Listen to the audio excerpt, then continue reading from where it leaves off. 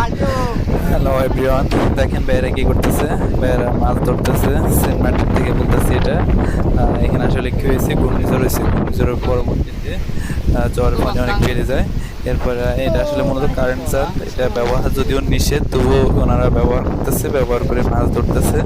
প্রচুর মাছ, মাছের অভাব নাই। ছোট্ট একটা জাল, দেখেন জাল পুরো ভরপুর জাল, মানে ভরপুর মাছ। যাই হোক, তাদের মাছ ধরার কৌশলটা আসলে অন্যরকম। আসলে ঘূর্ণিঝড় রেমালের পর থেকে তারা গভীর সমুদ্রে যেতে পারতেছে না। না যাওয়ার কারণে তারা এখন সমুদ্রের পাড় থেকে যতটুকু মাছ ধরতে পারে ততটুকু ধরতেছে, ছোট ছোট মাছ। এই মাছগুলো আসলে কিনারে থাকে, এগুলো পাথর খায়, যার কারণে একটু কিনারে থাকে। এই মাছগুলো এরা ধরতেছে। এই যে জালটা ব্যবহার করতেছে এটা কারেন্ট জাল। এই জালটা ব্যবহার করা নিষেধ যদিও, শুধু জাল দিয়ে না, এরকম জাল বসিয়ে না এখানে